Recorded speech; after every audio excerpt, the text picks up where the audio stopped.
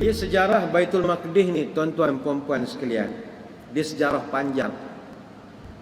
Baitul Maqdis ni dulu asalnya Palestin ni diperintah oleh kerajaan Byzantine Rom, kerajaan Rom, sejak tahun 63 Masihi. Dan mereka menamakan Al-Quds itu sebagai Alia Capitolina. Selama 200 tahun orang Kristian Rom tidak benar pun orang Yahudi jijak Alia itu. Orang Yahudi diharamkan, tak benarkan langsung.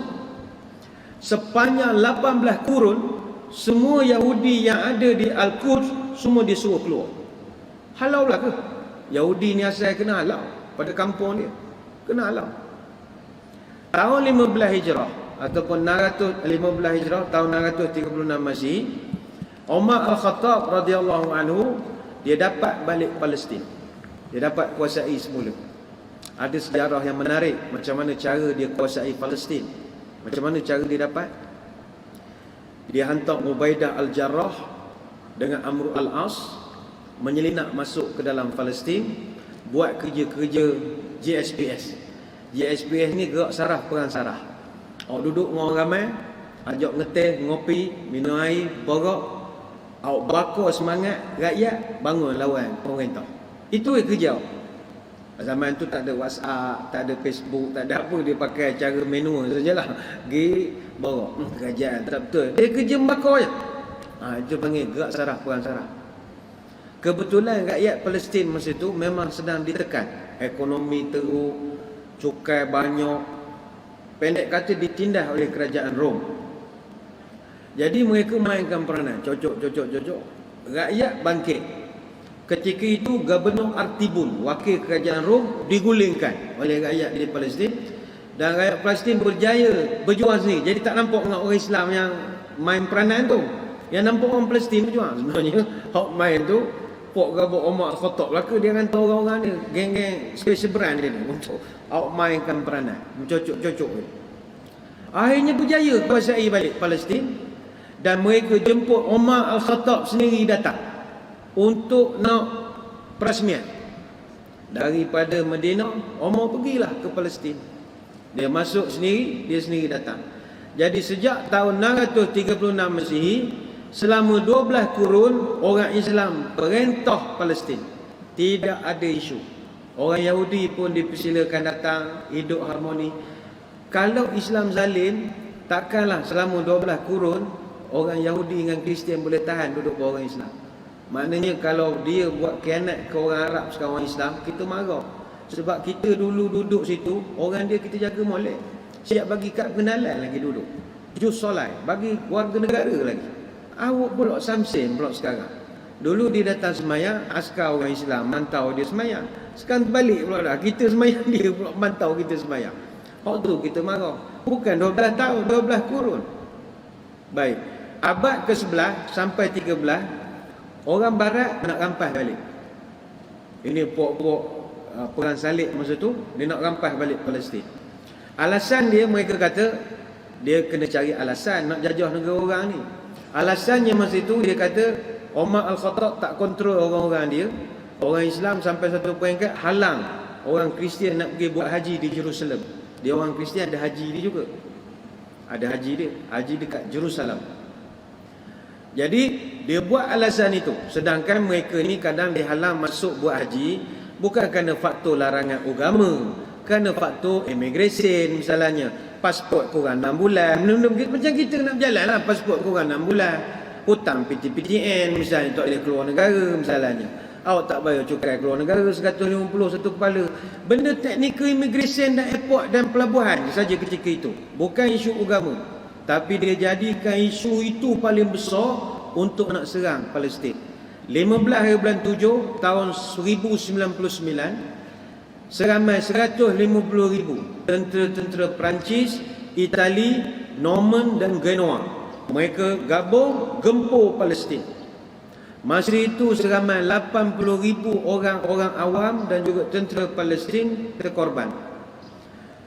Lord Geoff Godfrey yang jadi panglima masa itu, dengan bangganya dia tulis satu surat kepada Pope Urban II. Kata dia, kami berjaya ambil semula Palestin. Dan yang paling kita marah dalam report rasmi, ada report tu di muzium. Darah orang yang mati sama parah dengan lutut kuda, kata. Oh, dia dengan bangga macam anak sungai saja. Kami dah berjaya selesaikan. Selepas itulah selama setengah abad Palestin tak pernah aman. Orang daripada Turki bangun, dia buat guerrilla warfare. Lawan secara guerrilla. Macam kita lawan dengan British secara guerrilla hutan saja, lawan. Ketika itulah munculnya Salahuddin Al-Ayyubi rahimahullah. Salahuddin Al-Ayyubi 2 Oktober tahun 1187 dia tawan semula Baitul Maqdis. Loceng emas di Masjid Al-Aqsa dia gantikan dengan azan, dan penduduk-penduduk Jerusalem dia beri layanan yang terbaik. Beri semula tahap pendidikan apa semua baik sangat ketika itu. Tahun 1192 orang barat balas dendam, tak puas hati. 100,000 tentera salib daripada Jerman, Perancis dan England telah menyerang Asia Minor. Masa tu dia paksa semua tentera serang Palestin. Katanya kalau siapa yang tak nak pergi hantar bertugas di Palestin, dia punya income tax lebih tinggi. Puak-puak ni dengar boleh kurang income tax, ketok kepala lah. Kurang income tax ni suka. Dia sanggup pergi bertugas di Palestin. Tahun 1192 disebabkan serangan itu begitu banyak dan umat Islam ketika itu dah tak nak perang dah. Tahun 1192 dia dah huru-hara dah umat Islam, banyak hiburan. Sibuk dengan wifi, sibuk dengan apa agak zaman itu. Dah kuat dengan WhatsApp group, kuat dengan benda ngata korang. Dah tak berapa nak kuat. Sembahyang subuh pun tak berapa ramai dah masa itu. Akhirnya Salahuddin tak rut juga. Asyik dia je, tak ada lalu support. Lepas dia mati pun 5 kawan seorang-seorang. Hak lain tu tak ada lalu nak menolong. Akhirnya dia buatlah perjanjian dengan Richard the Lionheart. Terkenal Panglima England, Richard the Lionheart. Ada filem tentang Richard the Lionheart. Dia buat MOU, buatlah perjanjian untuk nak mengatakan lu tak kacau gua tak kacau lu. Kita sab-sab soya, kita tolak ansur, lu masuk gua tolong, gua punya orang lu tak boleh kacau. Itu sajalah. Orang marah Salahuddin Ayyubi, tapi awak punya marah awak tak nolong dia menjaga Palestin juga. Dia banyak kerja lain lagi, penat dia. Kuat poyo-poyo umat Islam dah lemah, sibuk dengan macam-macam. Buat perjanjian, lemah sikitlah ketika itu. Tahun 1886 orang Islam bangkit semula. Lambatlah 1886. Buat perjanjian 1192. Baru sedar awak punya negara ambil dia orang sikit-sikit tahun 1886. Lawan balik, tapi dah terlambat dah. Orang Yahudi dia dah beli tanah banyak gila masa itu. Umpama kalau Kuantan ni segala tanah strategik ambil dia dah. Awak adalah tinggal belah-belah nak air, belah-belah ala kampung semangat gitu je dah. Tanah tak ada dah. Ambil sabul dia semua dah. Lambat sangat dah. 1192, 1886 baru celik mata. Tu pun tahanlah celik mata pada tidur terus. Yahudi pula bila tengok orang Arab ni dah start bangkit, dia isytihar negara dia. Isytihar Israel itu sebagai negara dia. Diisytiharkan Israel sebagai negara Israel 14 Mei 1948. Masa tu dah terlambat dah. Cucu-cicit yang jual menentang-menentang semua ni tak boleh buat apa. Sebab Tok Ki awak jual tanah. Tok Ki awak jual tanah, mana tahu. Tanah pun tak maju juga, jual je lah. Jual tengah-tengah bandar apa semua. Kalau macam kita ni tengah bandar buat masjid, tahanlah 2 ekar, nasib baiklah lebih ahli cerdik lu buat masjid. Buat supermarket tak ada lah. Mana semayang, tahu kita mayang semuanya metan agak. Palestin tak ada orang nasihat.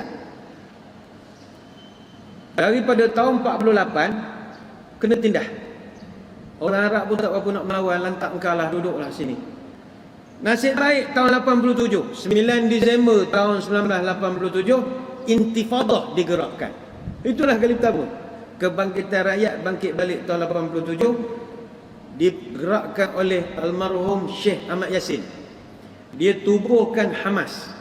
Hamas ni pula ada sayap tentera nama Brigade Izzuddin Al-Qassam. Dia pun lawan. Kita daripada kecil tengok berita berlawan. Start itu je berlawannya. Sebelum tu dah. Jadi intifadah ini walaupun bagi kita alah setakat manalah ustaz dia berlawan bukannya menang pun. Dah. Walaupun intifadah ni kecil, tetapi kerana intifadah lah ekonomi Zionis merudum banyak. Pelancongan mereka rugi tiap-tiap tahun 1 bilion US dollar kerana intifadah. Penurunan kadar belanjawan, perdagangan turun kadar 31%. Orang tak berani nak berniaga sebab ada penentangan. Jadi akhirnya Israel pun lemah juga dengan intifadah ini. Kemudian bangkit Hizbullah. Hizbullah ni gerila pinggiran. Tahun 80-an dia dah ada, tapi dia jenis Mark of Zorro, tak berapa menonjol sangat. Dia buat sabotaj lari. Orang tak tahu siapa, macam misteri masa itu. Tahun 1986 dia tunjuk muka. Dia buat 12 pos kawalan IDF di Lebanon, dia serang ramai-ramai. Masa tu orang tahu, oh ada Hizbullah ketika itu. Pos kawalan di kawasan Raihan digelarkan pos kawalan maut. Sebab masa tu paling banyak kena ambush dengan Hizbullah dekat dengan kawasan Raihan. Tahun 2000 IDF, Israel Defense Forces, mana angkatan tentera Israel, lari daripada Lebanon. Tak tahan dia dengan buat-buat Hizbullah. Di Lebanon diwujudkan 3 non-governmental paramilitary forces. Panjang cerita, tapi nak mengabarkan sejarah Palestin panjang sangat. Ups and down. Tapi betul-betul orang Islam, orang Arab, orang Kristian, Yahudi ni betul-betul rahmat bawah orang Islam sebenarnya. Selain daripada orang lain, tak dapat dia nak jaga seperti mana zaman Umar Al-Khattab jaga, seperti Salahuddin Al-Ayyubi jaga. Lepas tu bagi kita orang Islam, kita nak mengambil semula Israel tu, mudah-mudahan Allah permudahkan. Tetapi andai kata tak mampu, buatlah setakat hak kita mampu. Antaranya kalau orang ajak boikot beberapa produk-produk tertentu ke apa ke, buat setakat mampu sajalah. Jangan blacklist pula. Esok makan pula. Tak apalah, janji nak menunjukkan solidariti saja. Nak menunjukkan aku bersamamu, wahai saudara-saudaraku di Palestin. Mu sahur di Palestin, kadang berbuka di surga. Pok-pok tu sial dia. Dia sahur di rumah, tengah hari kena tembak lah. Buka di surga. Untung dia buka di surga. Kita buka pada MPK, dia buka di surga. Luar biasa sekali. Dajjal. Tapi kita berkongsi rasa lah. Jadi kalau orang tanya, adakah nak tunggu takluk Palestin dulu baru boleh kiamat? Tak. Ini dah pun berlaku di zaman Umar Al-Khattab. Tu yang ketiga.